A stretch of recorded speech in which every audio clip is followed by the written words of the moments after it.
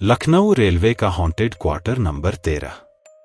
यह घटना 1927 के आसपास की है, जब भारत में अंग्रेजों का शासन हुआ करता था। उन दिनों लखनऊ के रेलवे क्वार्टर्स में एक अंग्रेज रेलवे अधिकारी बिल कार्टर को क्वार्टर नंबर 13 सरकार के द्वारा अलॉट किया गया था। वैसे ये क्वार्टर जब से बना था, इसमें कोई भी शिफ्ट नहीं हुआ था।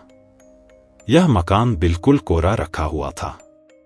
कारण था इसका नंबर 13। किसी हिंदुस्तानी की हिम्मत नहीं थी कि इस मकान में शिफ्ट हो सके, परंतु अंग्रेज तो इंडियंस को मूर्ख व जाहिल ही समझते थे। तो बिल टर्नर ने फौरन उस क्वार्टर का अलॉटमेंट अपने नाम करवाकर उसमें शिफ्ट हो गए। उनके मकान के ठीक सामने वाला मकान एक न्यूली मैरिड इंडियन फैमिली का था। एक माह पूर्व ही उनकी शादी हुई थी। पति का नाम अशोक व पत्नी का नाम मीना था। उसकी पत्नी मात्र 16 वर्ष की थी, जबकि वो खुद 45 वर्ष का था, क्योंकि उन दिनों बाल विवाह कानून नहीं हुआ करता था। मीना ने अभी अभी 10वीं की परीक्षा ऑनर्स से उत्तीर्ण की थी। वो पढ़ने में बहुत होशियार थी। इसके विपरीत उसका पति, जो दिखने में तो कुरूप था ही, उम्र में भी उससे काफी बड़ा था, बल्कि यूं कहें अधेड़ था। यह वास्तव में एक बेमेल शादी थी, जो पैसों के लालच में व बेटी से पिंड छुड़ाने के उद्देश्य से की गई थी। फिर वह आदमी भी एक कम पढ़ा लिखा चतुर्थ श्रेणी का कर्मचारी था। वह अपनी पत्नी मीना की विधवता से नफरत व ईर्ष्या करता था। उसकी सुंदरता की वजह से उसे आगे पढ़ने नहीं भेजना चाहता था। मीना को आगे पढ़ने का बेहद मन था, पर उसने आगे की पढ़ाई करने के लिए साफ मना कर दिया था। एक दिन घर के सामने एक सब्जी वाले से सब्जी खरीदते समय सब्जी छांटने में उस अंग्रेज ने मीना से थोड़ी मदद मांग ली, क्योंकि वह अंग्रेज बिल भी मात्र 21 वर्ष का ही था। इसीलिए किचन की चीजों की खरीदारी में उसे तनिक भी ज्ञान नहीं था। यह उसकी पहली पोस्टिंग थी। बिल को मीना बातचीत में बहुत अच्छी लगी। बिल काफी अच्छी हिंदी बोल लेता था, और इधर मीना ने भले ही हिंदी मीडियम से पढ़ाई की हो, पर वह बिल्कुल फ्लुएंट इंग्लिश बोलती थी।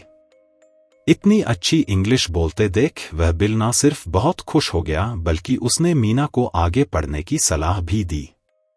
बिल ने मैकेनिकल इंजीनियरिंग की थी। इधर मीना भी मैथमेटिक्स में 100% गेन करती थी। इस बात से वो इंजीनियर बिल मीना से बहुत ज्यादा इंप्रेस था और मन ही मन पसंद भी करता था। एक दिन शाम को ग्रीटिंग कार्ड की एक शॉप पर बिल को मीना दिखाई दी, तो उसने उससे ग्रीटिंग खरीदने में उससे हेल्प मांगी। तो मीना ने एक बहुत ही प्यारा सा कार्ड बिल को खरीदवा दिया। बिल का अपनी मॉम के बर्थडे के लिए यह कार्ड चाहिए था। मीना की पसंद का यह कार्ड हार्ट टचिंग था। इससे बिल को मीना और भी अच्छी लगने लगी। उसने उसे आगे पढ़ने की सलाह दी। तो मीना पहले तो खुश हुई, फिर अपने पति के डिनायल वाली बात बताई। तो बिल ने उसे कहा, तुम प्राइवेटली पढ़ाई कर लो। मीना ने कहा, मैं बिना स्कूल गए पास कैसे होऊंगी? तो बिल ने कहा, मैं तुम्हें पढ़ाऊंगा। इस तरह मीना रोज उसके घर जाकर पूरे परिश्रम व लगन से पढ़ाई करने लगी और 12वीं की परीक्षा में पूरे उत्तर भारत में टॉप किया। अशोक को किसी बात की हवा तक नहीं थी। जिस दिन रिजल्ट आया था, उस दिन बिल ने मीना को एक रेस्टोरेंट में पार्टी देने के लिए लंच पर ले गया था। बदकिस्मती से अशोक भी अपने स्टाफ के 1-2 लोगों के साथ वही मौजूद था। मीना को अंग्रेज बिल के साथ देखकर अशोक आग बबूला हो गया और गुस्से में वहां से सीधे घर चला गया। मीना इस बात से बिल्कुल भी अनभिज्ञ थी कि अशोक ने ना सिर्फ उसे देख लिया है, वरन उसे उन दोनों के संबंधों को अनैतिक संबंध मानकर अंदर ही अंदर क्रोध से पागल हुआ जा रहा है। इस घटना के बाद कई दिनों तक अशोक ने मीना से बात तक नहीं की। घर पर मीना इतने प्यार से खाना बनाकर रखती थी, पर वो नहीं खाता। उसका टिफिन याद से उसके ऑफिस देकर आती थी, पर वो टिफिन भी ज्यों का त्यों बिना खुले घर वापस आ जाता। जब ऐसा होते हुए 10 दिन हो गए, तो मीना ने बिल को सारी बात बता दी और कहा, पता नहीं अशोक जी मेरे साथ ऐसा व्यवहार क्यों कर रहे हैं। बिल ने कहा, मैं बात करके देखूं? तो मीना ने उसके मुंह पर हाथ रख दिया, ऐसा गलती से भी मत करना। अशोक का अपने क्रोध पर कोई कंट्रोल नहीं है।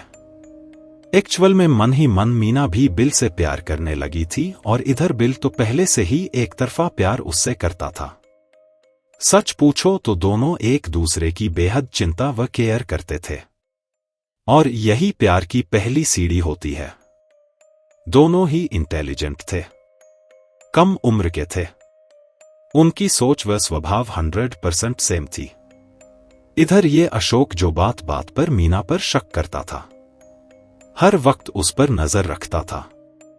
उसे स्वप्न में भी इस बात का आइडिया कभी नहीं हो सकता कि मीना को कोई अंग्रेज पसंद कर सकता है। वह तो सड़क के रोमियो पर ही नजरें गड़ाए रखता था। हालांकि बिल और मीना दोनों ने कभी भी एक दूसरे से लव वाली कोई भी बातें परस्पर शेयर नहीं की, बस एक हेल्दी दोस्ती थी। फिर मीना भी शादीशुदा होते हुए किसी और से प्यार का इजहार सपने में भी नहीं कर सकती थी। बिल के पापा बचपन से ही नहीं थे, उसकी मॉम ने ही उसे पाल पोस कर बड़ा किया था। एक दिन बिल का जन्मदिन था, तो वह मॉर्निंग में ही अपनी मॉम के साथ सेलिब्रेट करके आ चुका था।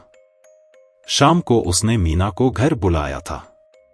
अपने पूरे घर को बिल ने खूबसूरत बैलून वगैरह से सजा कर रखा था।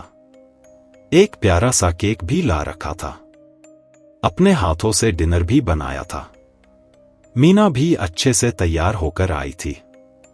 घर आते ही उसने बिल को एक प्यारा गिफ्ट दिया और किचन में जाकर उसकी मदद करने लगी। फिर डिनर टेबल पर पूरा डिनर सजाकर दोनों केक काटने ही वाले थे कि अचानक किसी ने डोर नॉक किया। बिल ने जैसे ही दरवाजा खोला तो सामने अशोक नशे में आग बबूला खड़ा था। इतने में उसकी नजर मीना पर पड़ी तो उसकी आंखें अंगार बरसाने लगी। मीना आज बहुत ही खूबसूरत भी लग रही थी। उसने अपनी जेब से पिस्टल निकाला और सीधे बिल के सीने पर फायर कर दिया। फिर मीना पर भी फायर कर खुद को भी गोली मार ली। मात्र 5 मिनट में एक शक व अंधे क्रोध ने सब कुछ समाप्त कर दिया। बिल के उस क्वार्टर में बिल जो कि एक बेहद अच्छा इंसान था, मीना जिसकी शादी उसकी मर्जी के बगैर एक अधेड़ बदसूरत शराबी व्यक्ति से कर दी गई थी, फिर भी उसने कभी भी बिल से अशोक की शिकायत नहीं की थी, क्योंकि मीना एक धर्मपरायण स्त्री थी और वह शक्की, असफल व नशेड़ी अधेड़ उम्र का पति, तीनों की ही लाशें फ्लोर पर बेसुध सी पड़ी थी। कहते हैं उसके बाद से आज तक वो क्वार्टर हॉन्टेड है।